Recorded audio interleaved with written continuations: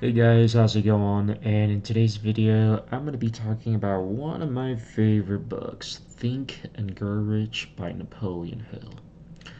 I love this book because it has a lot of knowledge and it contains a secret. If you've watched the movie The Secret, basically it's based on a lot of the concepts that Napoleon Hill talks about. Actually, The Secret has been around for a while now. I mean, it didn't just come out when the movie just came out, and although a lot of people want to think that, but no, uh, people have been writing about the law of attraction, about the secret since I think the 1800s. This is a book from like the 20th century. So, okay, it says it was originally published in 1937. So, I'm sure he was working on this book way before 1937. So, maybe he started writing it early 1900s. Uh, but yeah, people have been applying the secret for centuries. Really. It's just that with the movie The Secret, it became popular and it became very mainstream, and a lot of people started to learn and know about the secret and know about all of these books that are out there about this. So in Think and Grow Rich, you really do get the tools how to think and grow rich, because your thoughts really are that powerful. So in today's video, I just want to talk about this book and sort of read from this book. Okay, so let's just get going. Chapter 1.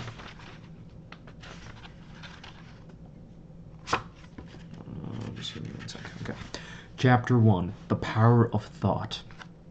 The man who thought his way into partnership with Thomas A. Edison. Truly, thoughts are things, and powerful things at that. When mixed with purpose, persistence, and a burning desire for their translation into riches or other material objects. Edwin C. Barnes discovered how true it is that when men really do think and grow rich. His discovery did not come about at one sitting. It came little by little, beginning with a burning desire to become a business associate of the great Thomas Edison. One of the chief characteristics of Barnes' desire was that it was definite. He wanted to work with Edison, not for him. So observe that carefully, the description of how he went about translating his desire into reality, and you will have a better understanding of the 13 principles which lead to riches. So as you can see, there is 13 of these principles that if you read this entire book and you apply the 13 principles, then you will simply just think and grow rich. You will be rich. It's tried and proven. So when this desire or impulse of thought first flashed into his mind, he was in no position to act upon it. Two difficulties stood in his way. He did not know Mr. Edison, and he did not have enough money to pay his rail fare to Orange, New Jersey. These difficulties were sufficient to have discouraged the majority of people from making any attempt to carry out the desire. But his was no ordinary desire. He was so determined to find a way to carry out his desire that he finally decided to travel by blind baggage rather than be defeated. To be uninitiated, this means that he went to East Orange on a freight train, and he presented himself at Mr. Edison's laboratory and announced he had come to go into business with the inventor. In speaking of the first meeting between them, years later, Mr. Edison said, "He stood there before me, looking like an ordinary tramp. But there was something in the expression of his face which conveyed the impression that he was determined to get what he had come after. I had learned from years of experience with men that when a man really desires a thing so deeply that he is willing to stake his entire future on a single turn of the wheel in order to get it, he is sure to win. I gave him the opportunity he asked for, because I saw he had made up his mind to stand by until he succeeded. Subsequent events proved that no mistake was made. Just what young Barnes said to Mr. Edison on that occasion was far less important than what he thought. Edison himself said so. It could not have been the young man's appearance that got him his start in the Edison office.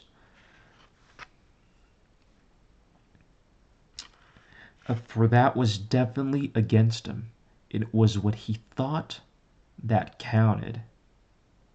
It was what he thought that counted. So it was his thought that counted that gave him the opportunity, because he showed up to Edison's office and he basically looked like shit. But it was his thought. It was his intention. So you guys can clearly see how powerful your intention can actually be. If the significance of this statement could be conveyed to every person who reads it, there would be no need for the remainder of this book. Barnes did not get his partnership with Edison on his first interview. He did not get a chance to work in the Edison offices. He did get a chance to work in the Edison offices at a very nominal wage, doing work that was unimportant to Edison, but most important to Barnes. It gave him an opportunity to display his merchandise where his intended partner could see it. And months went by. Apparently nothing happened to bring the coveted goal, which Barnes had set up in his mind as his definite major purpose. But something important was happening in Barnes's mind. He was constantly intensifying his desire to become the business associate of Edison. Psychologists have correctly said, when one is truly ready for a thing, it puts it in its appearance. Barnes was ready for a business association with Edison. Moreover, he was determined to remain ready until he got that which was the thing he was seeking. He did not say to himself, "Oh, well, what's the use? I guess I'll change my mind and try for a salesman's job." But he did say, "I came here to go into business with Edison, and I'll accomplish this end if it takes the remainder of my life." And he meant it. What a different story people would have to tell if only they would adopt a definite purpose and stand by that purpose until it had time to become an all-consuming obsession. Maybe young Barnes did not know it at the time, but his bulldog determination, his persistence with a single desire, was destined to mow down all opposition and bring him the opportunity he was seeking. When the opportunity came, it appeared in a different form, and from a different direction than Barnes had expected. That is one of the tricks of opportunity. It has a sly habit of slipping in by the back door, and often comes disguised in the form of misfortune or temporary defeat. Perhaps this is why so many fail to recognize opportunity. Mr. Edison had just perfected a new office device, known at the time as the Edison dictating machine, later called the Ediphone. His salesmen were not enthusiastic over the machine. They did not believe it could be sold without great effort. Barnes saw his opportunity. It had crawled in quietly, hidden in a queer-looking machine that interested no one but Barnes and the inventor. Barnes knew he could sell the Edison dictating machine. He suggested this to Edison and promptly got his chance. He did sell the machine. In fact, he sold it so successfully that Edison gave him a contract to distribute and market it all over the nation. Out of that business association grew the slogan, "Made by Edison and installed by Barnes." This business alliance made Barnes rich in money, but he accomplished something infinitely greater. He proved that one really may think and grow rich. How much actual cash then original desire of Barnes was worth to him? I have no way of knowing. Perhaps it brought him $2 or $3 million.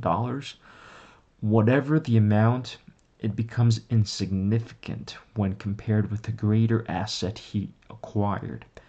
The definite knowledge that an intangible impulse of thought can be transmuted into its physical counterpart by the application of known principles.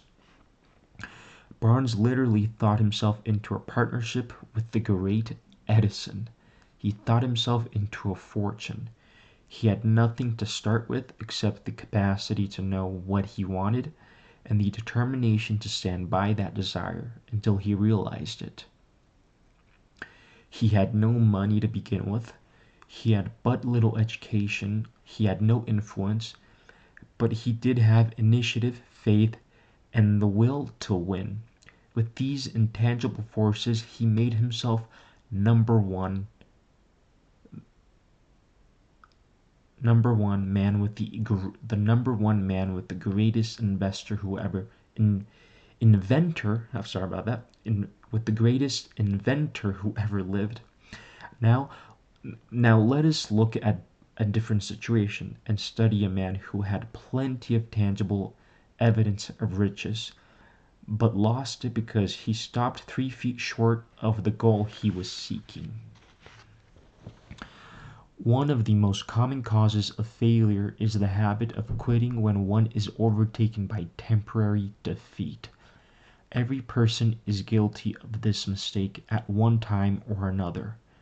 R.U. Darby, who later became one of the most successful insurance salesmen in the country, tells the story of his uncle who was caught by the gold fever in the gold rush days and went west to dig and grow rich. He had never heard the saying that more gold has been mined from the brains of men than has ever been taken from the earth. He staked a claim and went to work with pick and shovel. The going was hard, but his lust for gold was definite. After weeks of labor, he was rewarded by the discovery of the shining ore. He needed machinery to bring the ore to the surface.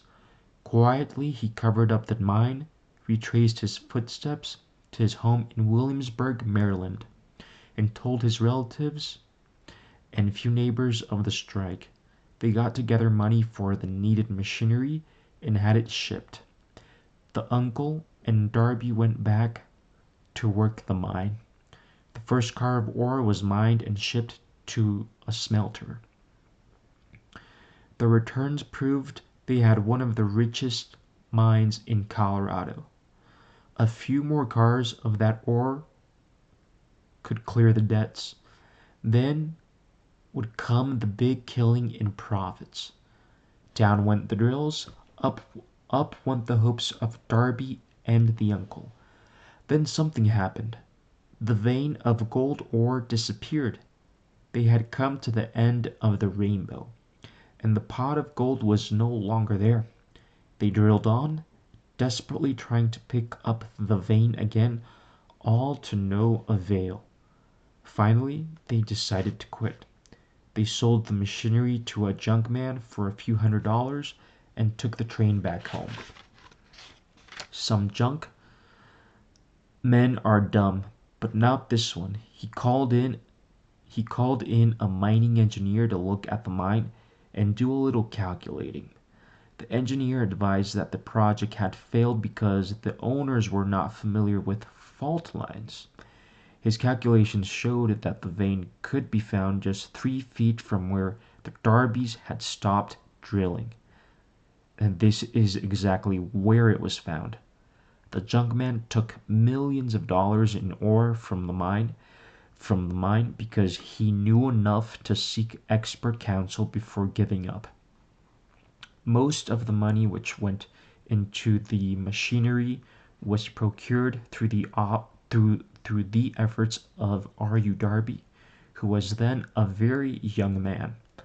The money came from his relatives and neighbors. Because of their faith in him, he paid back every dollar of it, although he was years in doing so.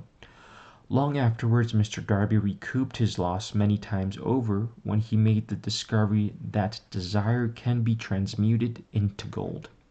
The discovery came after he went into the business of selling life insurance. Remembering that he lost a huge fortune because he stopped 3 feet from gold, Darby profited by the experience in his chosen work. His simple method was to say to himself, I stopped 3 feet from gold, but I will never stop because men say no when I ask him to buy insurance. He owes his stickability to the lesson he learned from his quitability in the gold mining business. Before success comes to most people, they are sure to meet with much temporary defeat, and perhaps some failure. And when faced with defeat, the easiest and most logical thing to do is to quit. That is exactly what the majority of most people do. More than 500 of the most successful people America has ever known told the author their greatest success came just one step beyond the point at which defeat had overtaken them. Failure is a trickster with a keen sense of irony and cunning. It takes great delight in tripping one up when success is almost within reach. A 50-cent lesson in persistence. Shortly after Mr. Darby received his degree from the University of Hard Knocks and had decided to profit by his experience in the gold mining business, he had the good fortune to be present on an occasion that proved to him that no does not necessarily mean no. One afternoon he was helping his uncle grind wheat in an old-fashioned mill. The uncle operated a large farm on which a number of sharecrop farmers lived. Quietly, the door was opened and a small child, the daughter of a tenant, walked in and took her place near the door. The uncle looked up, saw the child, and barked at her roughly. What do you want? Meekly the child replied, My mammy says send her 50 cents. I'll not do it, the uncle retorted. Now run on home. Yes, sir, the child replied, but she did not move. The uncle went ahead with his work, so busily engaged he did not notice that the child had not left. When he looked up and saw her still standing there, he yelled at her. I told you to go home. Now go, or I'll take a switch to you. The little girl said, Yes, sir, but she did not budge an inch. The uncle dropped a sack of grain he was about to pour into the mill hopper, picked up a barrel staff, and started towards the child with an expression on his face that indicated trouble. Darby held his breath. He was certain he was about to witness a murder. He knew his uncle had a fierce temper. When the uncle reached the spot where the child was standing, he quickly stepped forward one step. looked up into his eyes, and screamed at the top of her shrill voice, "My mommy's gotta have that 50 cents." The uncle stopped, looked at her for a minute, then slowly laid the barrel staff on the floor, put his hand in his pocket, took out $50 and gave it to her. The child took the money and slowly backed towards the door, never taking her eyes off the man whom she had just conquered. After she had gone, the uncle sat down on a box and looked out the window into space for more than 10 minutes. He was pondering with awe on the whipping he had just taken. Mr. Darby, too, was doing some thinking. That was the first time in all of his experience that he had seen the child of a sharecropper deliberately master an adult authority figure. How did she do it? What happened to his uncle that caused him to lose his fierceness and become as docile as a lamb? What strange power did this child use that made her master over her superior? These and other similar questions flashed into Darby's mind, but he did not find the answer until years later, when he told me the story. Strangely, the story of this unusual experience was told to the author in the old mill, on the very spot where the uncle took his whipping. As we stood there in that musty old mill, Mr. Darby repeated the story of the unusual conquest, and finished by asking, "What can you make of it? What strange power did that child use that so completely whipped my uncle?" The answer to his question will be found in the principles described in this book. The answer is full and complete. It contains details and instructions sufficient to enable anyone to understand and apply the same force that the little child accidentally stumbled upon. Keep your mind alert, and you will observe exactly what strange power came to the rescue of the child. You will catch a glimpse of this power in the next chapter. Somewhere in the book you will find an idea that will quicken your receptive powers and place at your command, for your own benefit, this same irresistible power. The awareness of this power may come to you in the first chapter, or it may flash into your mind in some subsequent chapter. It may come in the form of a single idea, or it may come in the nature of a plan or a purpose. Again, it may cause you to go back into your past experiences of failure or defeat, and bring to the surface some lesson by which you can regain all that you lost through defeat. After I had described to Mr. Darby the power unwittingly used by the little child, he quickly retraced his 30 years of experience as a life insurance salesman. He frankly acknowledged that his success in that field was due in no small degree to the lesson he had learned from the child. Mr. Darby pointed out, every time a prospect tried to bow me out without buying, I saw that child standing there in the old mill, her big eyes glaring in defiance, and I said to myself, I've got to make this sale. The better portion of all sales I have made were made after people had said no. He recalled, too, his mistake in having stopped only 3 feet from gold, but he said, that experience was a blessing in disguise. It taught me to keeping on, no matter how hard the going may be. A lesson I learned to learn before I could succeed in anything.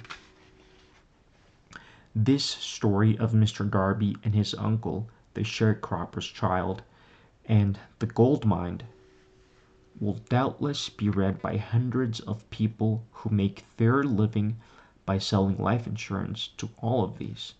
The author wishes to offer the suggestion that Darby owes to these two experiences his ability to sell more than $1 million of life insurance every year. Life is strange and often imponderable. Both the successes and the failures have their roots in simple experiences. Mr. Darby's experiences were commonplace and simple enough, yet as they held the answer to his destiny in life, they were as important to him as life itself. He profited by these two dramatic experiences because he analyzed them and found the lesson they taught. But what of the person who has neither the time nor the inclination to study failure in search of knowledge that may lead to success? Where and how are they to learn the art of converting defeat into stepping stones to opportunity? In answer to these questions, this book was written. The answer called for a description of 13 principles. However, remember as you read that the answer you may be seeking to the questions which have caused you to ponder over the strangeness of life may be found in your own mind. Some idea, plan, or purpose may spring into your mind as you read.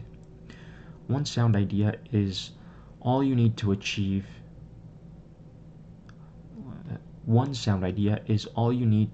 success. The principles described in this book contain the best and most practical ways and means of creating useful ideas. Before we go any further in our approach to the description of these principles, we believe you are entitled to receive this important suggestion. When riches begin to come, they come so quickly in such great abundance that one wonders where they have been hiding during all those lean years. This is an astounding statement, and all the more so when we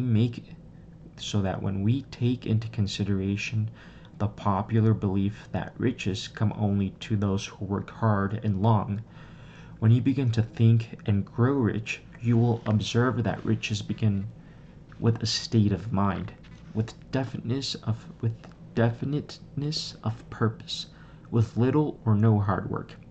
You and every other person ought to be interested in knowing how to acquire a state of mind that will attract riches. I spent 25 years in research analyzing more than 25,000 people because I too wanted to know how wealthy men become that way. Without that research, this book could not have been written. Here take notice of a very significant truth. The business depression started in 1929 and continued on an all-time record of destruction until sometime after President Roosevelt entered office. Then the depression began to fade into nothingness. Just as an electrician in a theater raises the lights, so gradually that darkness is transmuted into light before you realize it. So did the spell of fear in the minds of the people gradually fade away and become faith. As soon as you master the principles of this philosophy and begin to follow the instructions for applying those principles, your financial status will begin to improve. Everything you touch will begin to transmute itself into an asset for your benefit. Impossible? Not at all. One of the main weaknesses of mankind is the average person's familiarity with the word impossible. He knows all the rules that will not work. He knows all the things that cannot be done. This book was written for those who seek the rules that have made others successful. and are willing to stake everything on those rules. A great many years ago, I purchased a fine dictionary. The first thing that I did was turn to the word impossible and neatly clip it out of the book. That would not be an unwise thing for you to do. Success comes to those who become success conscious. Failure comes to those who indifferently allow themselves to become failure conscious. The object of this book is to help all who seek it learn the art of changing their minds from failure consciousness to success consciousness. Another weakness found in altogether too many people is the habit of measuring everything and everyone by their own impressions and beliefs. Some who read this will believe that no one can think and grow rich. They cannot think in terms of riches because their thought habits have been steeped in poverty, want, misery, failure, and defeat. Millions of people look at the achievements of Henry Ford and envy him his good fortune or luck or genius or whatever it is they credit for Ford's fortune. Perhaps one person in every 100,000 knows the secret of Ford's success, and those who do not know are too modest or too reluctant to speak of it because of its simplicity. A single transaction will illustrate the secret perfectly. When Ford decided to produce his now famous V8 motor, he chose to build an engine with the entire 8 cylinders cast in one block, and instructed his engineers to produce a design for the engine. The design was placed on paper, but the engineers believed it was simply impossible to cast an 8-cylinder gas engine block in one piece. Ford said, "Produce it anyway." But they replied, "It's impossible." "Go ahead," Ford commanded, "and stay on the job until you succeed, no matter how much time is required." The engineers went ahead. There was no other option if they were to remain on the Ford staff. 6 months went by and nothing happened. Another 6 months passed and still nothing happened. The engineers tried every conceivable plan to carry out the orders, but the thing seemed out of the question, impossible. At the end of the year, Ford checked with his engineers, and again they informed him that they had found no way to carry out his orders. "Go right ahead," said Ford. "I want it, and I'll have it." They went ahead, and then, as if by a stroke of magic, the secret was discovered. The Ford determination had won once more. This story may not be described with minute accuracy, but the sum and substance of it is correct. Deduce from it, you who wish to think and grow rich, the secret of the Ford millions, if you can. You will not have to look very far. Henry Ford is a success because he understands and applies the principles of success.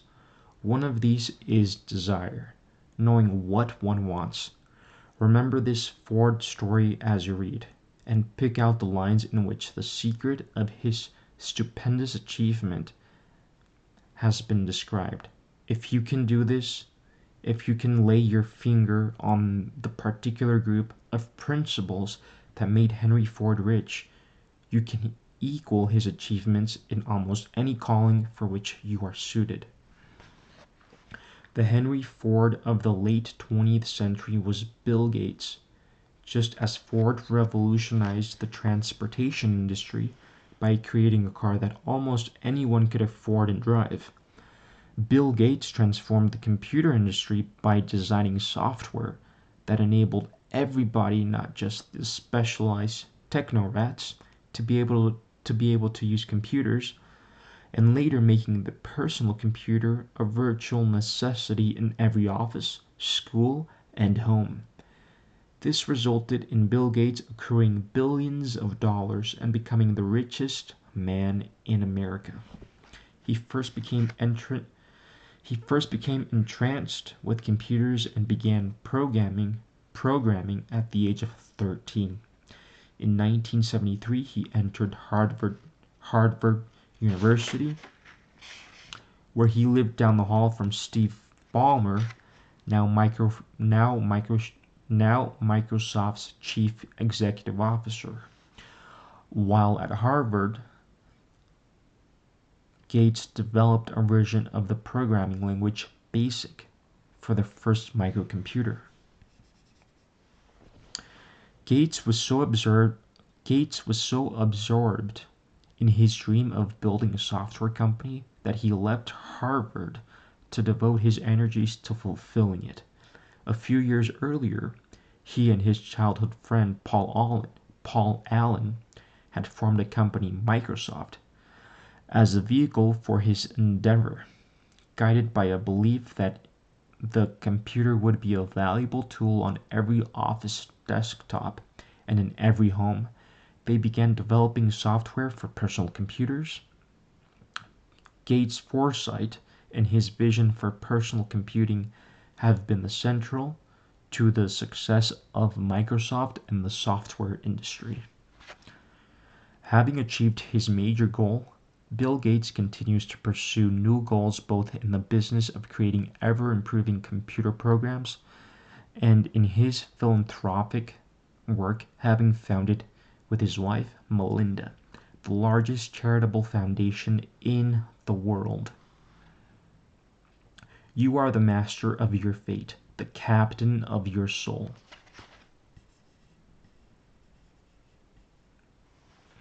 When the English poet WC Henley wrote the prophetic lines, "I am the master of my fate, I am the captain of my soul," he should have informed us that the reason we are the masters of our fate and the captains of our souls is because we have the power to control our thoughts. He should have told us that the ether in which this little planet floats, in which we move and have our being, is a form of energy moving at an inconceivable high rate of vibration, and that the ether is filled with a form of universal power, which adapts itself to the nature of the thoughts we hold in our minds, and influences us in natural ways to transmute our thoughts into their physical equivalent. If the poet had told us of this great truth, we would know why it is that we are the masters of our fate and the captains of our souls. He should have told us with great emphasis that this power makes no attempt to discriminate between destructive and constructive thoughts, that it will urge us to translate into physical reality thoughts of poverty, just as quickly as it will influence us to act upon thoughts of riches. He should have told us too that our brains become magnetized with the dominating thoughts we hold in our minds, by means with which no one is familiar. These magnets attract to us the forces, the people, the circumstances of life which harmonize with the nature of our dominating thoughts. He should have told us that before we can accumulate riches in great abundance, we must magnetize our minds with intense desire for riches, that we must become money conscious until the desire for money drives us to create definite plans for acquiring it. But being a poet and not a philosopher, Henley contented himself by stating a great truth in poetic form, leaving those who followed him to interpret the philosophical meaning of his lines. Little by little, the truth has unfolded itself, until it now appears certain that the principles described in this book hold the secret of mastery over our economic fate. Another man who exemplifies being master of his fate is Steven Spielberg, one of the all-time great motion picture directors. He dreamed of being a movie director from childhood. He began making amateur films with a primitive camera while he was still a child. And the dream never subsided. How Spielberg broke into Universal Studios is a legend in the movie industry. He took the Universal Studios tour, an attraction that enables visitors to get an inside look at the movie business. Visitors ride around the studio lots on a tram. Steven sneaked off the tram and hid between two sound stages until the tour ended. When he left at the end of the day, he made a point of saying a few words to the gate guard. Day after day, he went back to the studio for 3 months. He walked past the guard, waved at him, and he waved back. He always wore a suit and carried a briefcase, letting the guard assume he was one of the students with a summer job in the studio. He made a point of speaking to and befriending directors, writers, and editors. He even found a vacant office, took it over, and listed his name in the building directory. He made it his business to get to know Sid Sheinberg, the head of production for the studio's television arm. He showed him his college film project, which so impressed Sheinberg that he put the young man under contract with the studio. His first full-length film, The Sugar Land Express, received critical acclaim and won a Best Screenplay award at the 1974 Cannes Film Festival. Unfortunately, it did not do very well at the box office. His big break came a year later when he discovered the book Jaws. The studio had already decided to produce Jaws and had chosen a well-known director to film it. Spielberg desperately wanted to make this movie, despite the financial failure of the Sugar Land Express. His confidence had not diminished, and he persuaded the producers to dismiss the chosen director and give the film to him. It was not an easy assignment. From the beginning, trouble beset the production. It ran into technical and budget problems. However, when Jaws was released in 1975, it enjoyed twofold success. It broke box office records, and the critics loved it. Within a month of its release, the film had taken in $60 million at the box office, an unheard of amount at the time. Over the next few years, Spielberg directed several movies, including the popular Indiana Jones series, the award-winning The Color Purple, Empire of the Sun, and E.T. He later directed Jurassic Park, which would also become, at its time, the most successful movie in history, the third Spielberg film to break the record. It also brought in over $1 billion in gross receipts, toys, and merchandise. Spielberg continues to pursue his dreams. When he and two other Hollywood moguls created their own production company, they called it DreamWorks.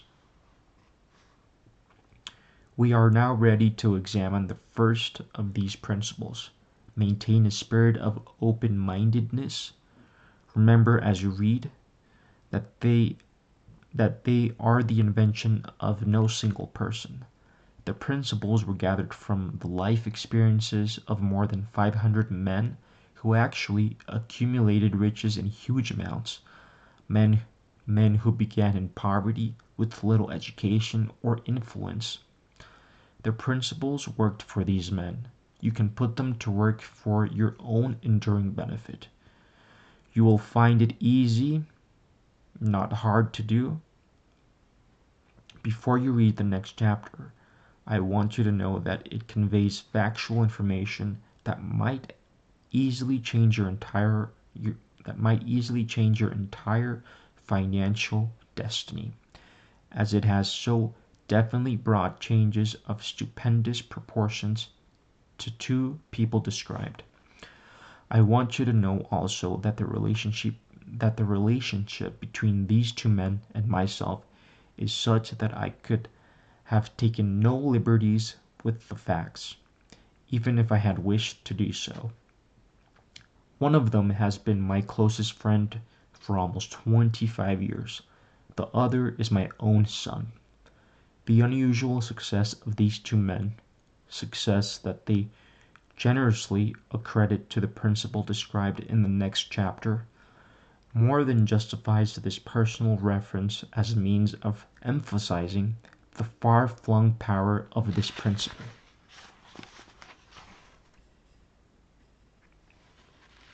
So now we are on to chapter 2, and that is desire, the starting point of all achievement, the first step to riches. So that is the first step to riches, having a strong desire.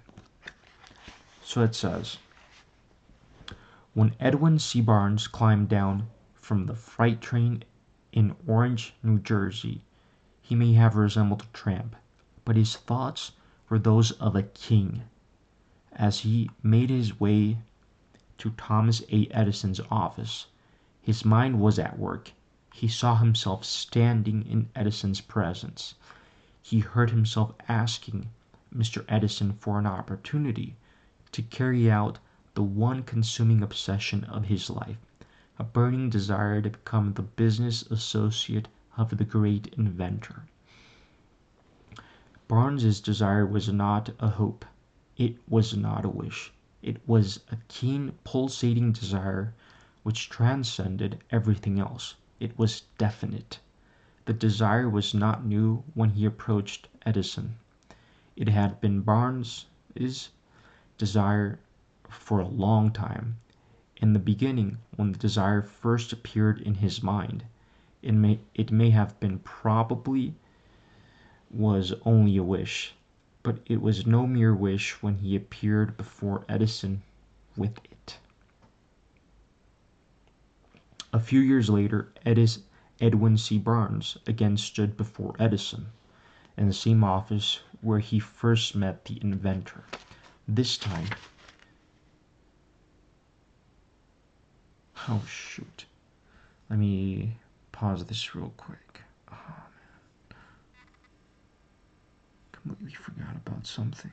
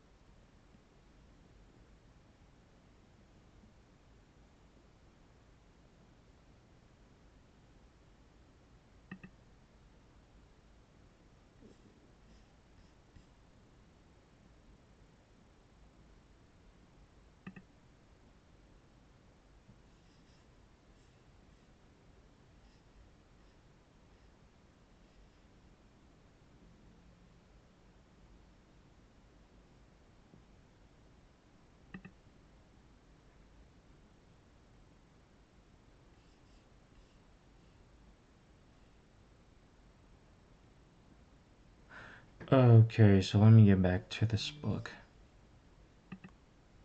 Sorry about that.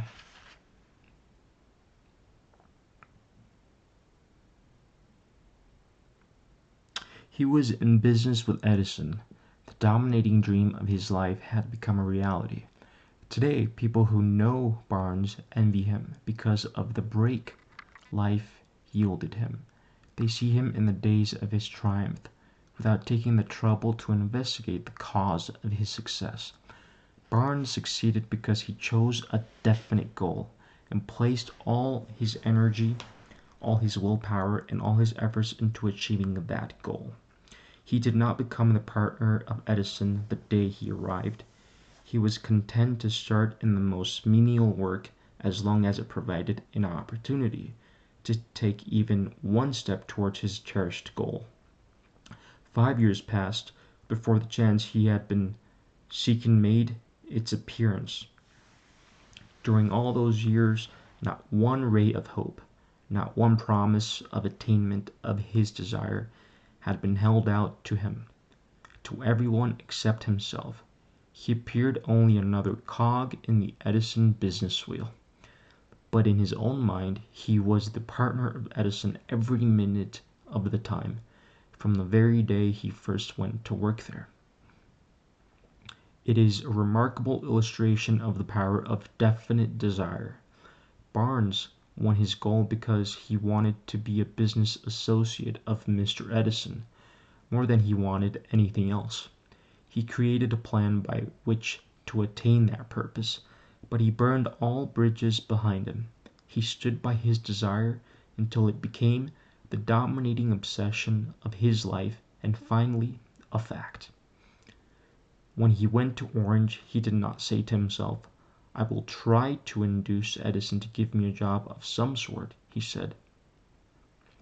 "I will see Edison and put him on notice that I have come to go into business with him." He did not say, "I will work there for a few months, and if I get no encouragement, I will quit and get a job somewhere else." He did say, "I will start anywhere. I will do anything Edison tells me to do, but before I am through, I will be his associate." He did not say, "I will keep my eyes open for another opportunity in case I fail to get what I want in the Edison organization." He said, "There is but one thing in this world I am determined to have, and that is a business association with Thomas A. Edison. I will burn all bridges behind me and take my entire future on my ability to get what I want." He left himself no possible way of retreat. He had to win or perish. That is all there is to the Barnes story of success. A long while ago, a great warrior had to make a decision which ensured his success on the battlefield. He was about to send his armies against a powerful foe whose men outnumbered his own. He loaded his soldiers into boats, sailed to the enemy's country, unloaded soldiers and equipment, then gave the order to burn the ships that had carried them. Addressing his men before the first battle, he said, "You see the boats going up in the smoke. That means that we cannot leave these shores alive unless we win. We now have no choice. We win or we perish." They won. Every person who wins in any undertaking must be willing to burn his ships and cut all sources of retreat. Only by doing so can one be sure of maintaining that state of mind known as a burning desire to win, essential to success. The morning after the great Chicago fire, a group of merchants stood on State Street, looking at the smoking remains of what had been their stores. They went into conference to decide that they would try to rebuild or leave Chicago and start over in a more promising part of the country. They reached a decision, all except one, to leave Chicago. The merchant who decided to stay and rebuild pointed a finger at the remains of his store and said, "Gentlemen, on that very spot I will build the world's greatest store, no matter how Many times it may burn down. The store was built. It stands there today, a towering monument to the power of the state of mind known as a burning desire. The easy thing for Marshall Field to have done would have been exactly what his fellow merchants did. When the going was hard, the future looked dismal. They pulled up and went where the going seemed easier. Mark well this difference between Marshall Field and the other merchants, because it is the same difference that distinguishes Edwin C. Barnes from thousands of other young men who have worked in the Edison organization. It is the same difference that distinguishes practically all who succeed from those who fail. Every human being who understands the purpose of money wishes for it. Wishing will not bring riches, but desiring riches with a state of mind that becomes an obsession, then planning definite ways and means to acquire riches, and backing those plans with persistence, which does not recognize failure, will bring riches. The method by which desire for riches can be transmuted into its financial equivalent consists of 6 definite practical steps. Number 1, fix your mind the exact amount of money you desire. It is not sufficient merely to say, I want plenty of money. Be definite as to the amount. There is a psychological reason for definiteness, which will be described in a subsequent chapter. Determine exactly what you intend to give in return for the money you desire. There is no such reality as something for nothing. Establish a definite date when you intend to possess the money you desire. Create a definite plan for carrying out your desire and begin at once, whether you are ready or not, to put this plan into action. Write out a clear, concise statement of the amount of money you intend to acquire. Name the time limit for its acquisition. State what you intend to give in return for the money, and describe clearly the plan through which you intend to accumulate it. Read your statement out aloud twice daily, once just before retiring at night, and once after rising in the morning. As you read, see and feel and believe yourself already in possession of the money.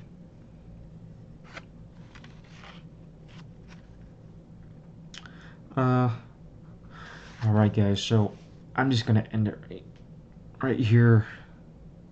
I got into chapter 2. So very, very, very powerful book. I definitely recommend it, guys. I believe I got this on Amazon for like $7, $5, and I got a used book. So if you go under the used book sections on Amazon, you can definitely find this book. I definitely recommend it. And yeah, thank you guys for watching this video.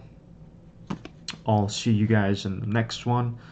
And there's, besides this book, let me also show you this other book that I'm reading, which is very good too. Give me one sec.